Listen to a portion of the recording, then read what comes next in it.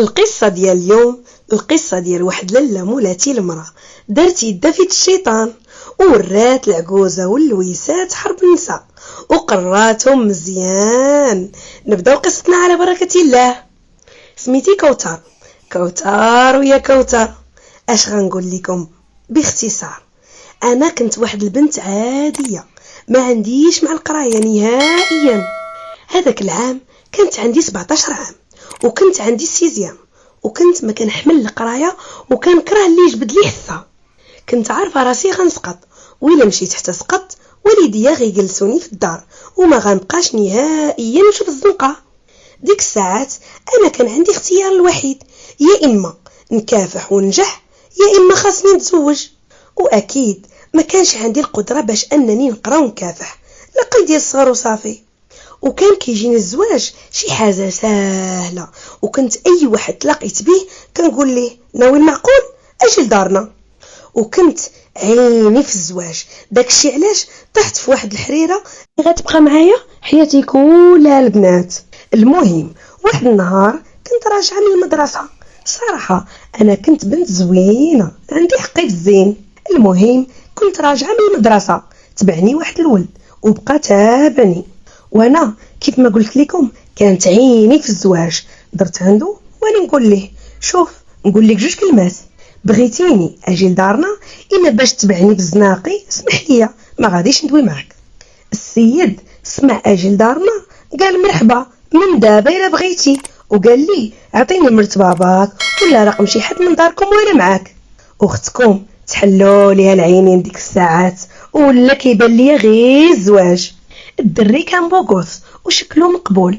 المهم عطيتو نمرت بابا ونعت لي الدار، والسيد ما عطلنيش بيه فيه. كي وصلت للدار صون على بابا ودوا معاه، والصراحه كنت باغا نطير بالفرحه. انا كيف ما قلت لكم كان في عمري 17 عام في هذاك الوقت، والسيد اللي ناوي المعقول كان في عمره 30 عام. وخارج الفرق الكبير ديال السن انا ما كان عندي اي مشكل وما كان هامني. المهم دوا مع بابا عرفت ان السيد عنده خدمه على قد الحال. قال لي بابا بنتي شنو بان ليك؟ قلت ليه ما عرفت. المهم اللي بان لك انت. المهم كنت كنلمح وكنبين بتصرفاتي انني باغيه وعاجبني هذاك السيد. داكشي اللي كان ما داز الوقت بزاف جاب عائلته وماما من النهار الاول قالت لهم بنتي ما كتعرف دير والو، راكم عارفين كانت كتقرا وما كتعرف دير لا شقه لا طياب لا والو. نقزات عجوزتي المستقبليه وقالت ليها هانيه ماشي مشكله لا البنات كلهم بحال تا انا بناتي ما كانوا كيعرفوا والو لا شقه لا والو، ولكن دابا الحمد لله تعلموا، الواحد كيدير دارو كيتعلم.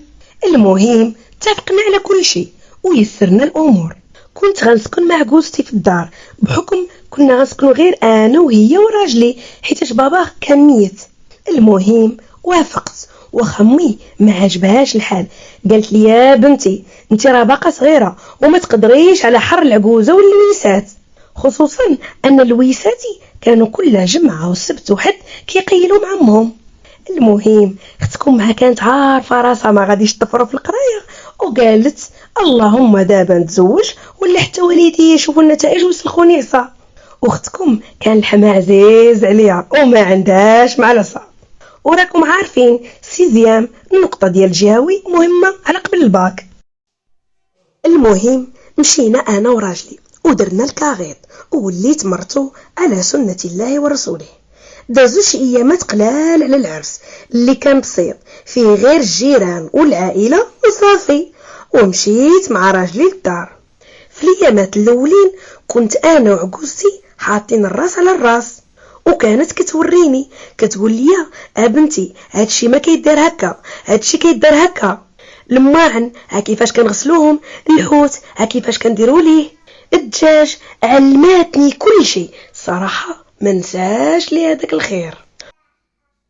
وخا المهم كانوا المشاكل ولكن عادي، المشاكل اللي كيكونوا بين جوج ديال الناس عايشين مع بعضياتهم في الدار المصارن في الكرش وكيتخاصموا. المهم انا وراجلي كنا عاديين متفاهمين، كان بيناتنا داك الاحترام وكنحترم مو كنحترم عائلته. ولكن كيف ما كيقولوا 7 ايام ديال الكرموس دغيا كدوز، ومن وراها كتولي عايش حياتك كلها في النحل. المهم دوزنا الوقت، لويساتي ولاو كيجيو كما العاده الجمعه وكيباتوا معنا السبت والحد، في العشيه عاد كيمشيو بحالاتهم. المهم فداك الوقت كيف ما قلت لكم انا تعلمت الشقه، يعني داك الشقه اللي بقواعدو، حيت انا مثلا ما كانش كيعجبني عكوزتي تقول لي الشغل ما مقادش، ولا طيابك ما زوينش، ولا الماعن مزفرين، ولا شي حاجه بحال هكا. كيعجبني داك الشيء يكون على حقه وطريقه. كنت كنحاول ما امكن انني الحاجه اللي ما تعلمتها ندخل اليوتيوب ونتعلم ونبحث عليها تنتقنها مزيان ونفهمها. صافي.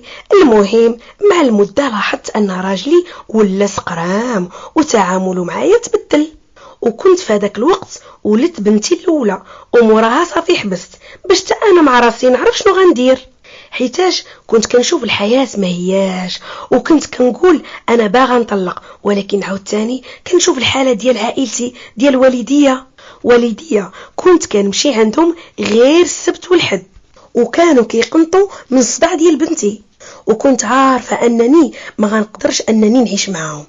راجلي واخا كان سقرام ولكن شويه كنت كنحاول عليه، كنقول خدمته مزيره وكيصرف على امه والدار والكرا وداكشي، علاش كنت كنتكايس عليه.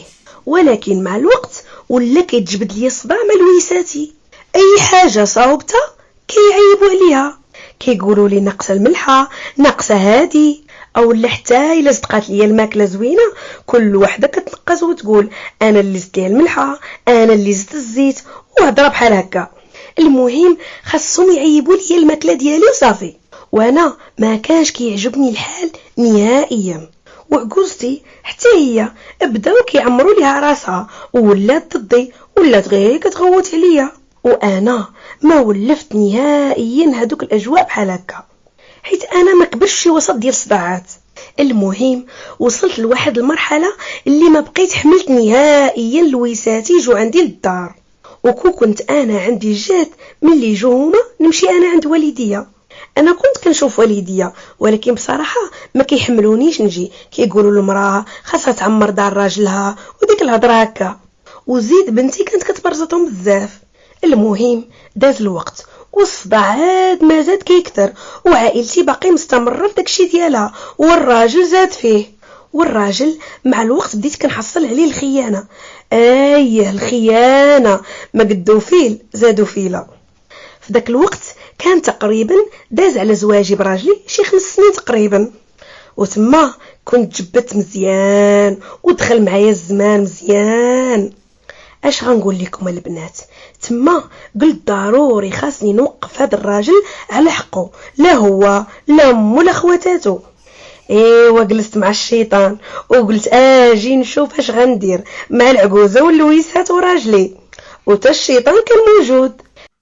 مهم ديك الساعه بدوك الايامات مشيت لبست لابتي ومشيت عند مول التليفونات وبعت تليفوني اللي كان غالي. طبعا ماشي راجلي اللي شرا ليا، خويا اللي كان برا هو اللي كان شرالي، وكان اخر ما كاين في التليفونات. بقوه انه كان غالي بعد داك التليفون وشريت 2 ديال التليفونات عاديين ديال البصمه. المهم شريت كارت جديده، الكارطه ديالي درتها في داك التليفون، والكارطه الثانيه درتها في التليفون اللي شريته داك الاخر. جيت بحالي للدار وبقيت كنتسنى فوقاش يجي الوقت باش نطبق الخطه ديالي. الوقت داز بالزربه، جا نهار الجمعه والويسات يتجمعوا.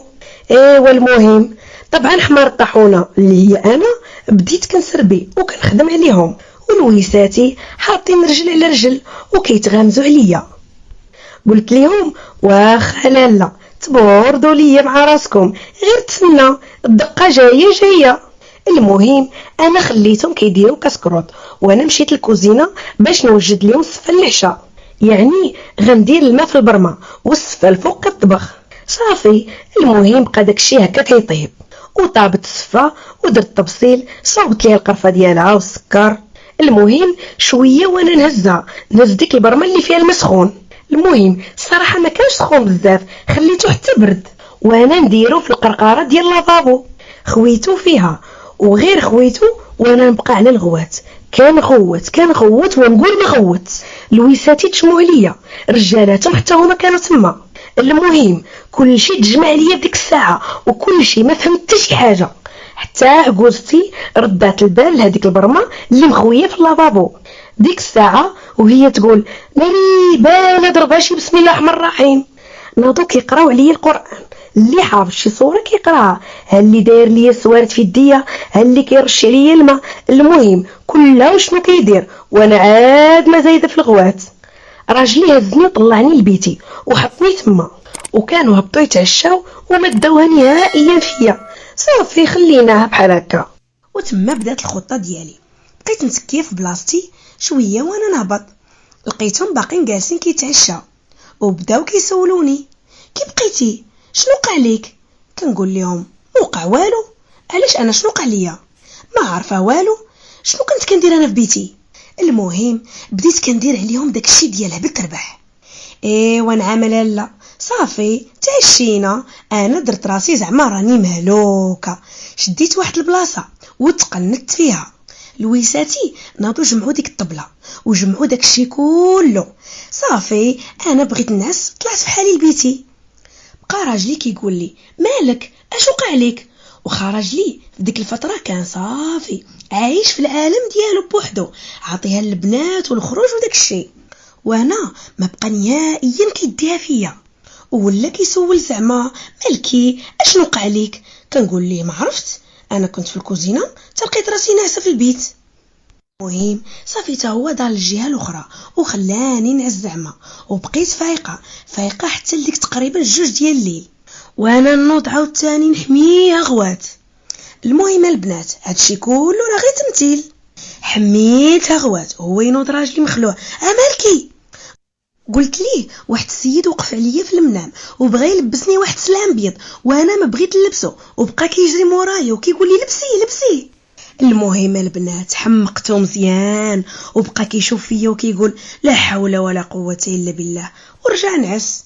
ايوا المهم فقت في الصباح شديت داك التليفون الثاني اللي ما فيهش نمرتي ودوزت لابيل في الواتساب، حطيته في الصالون فين كينعسوا لويساتي، حطيته في واحد القنت اللي مخبي مزيان، ودرت لي زيات في التليفون الاخر وبقيت كندير شغلي بحالي لما كاين والو.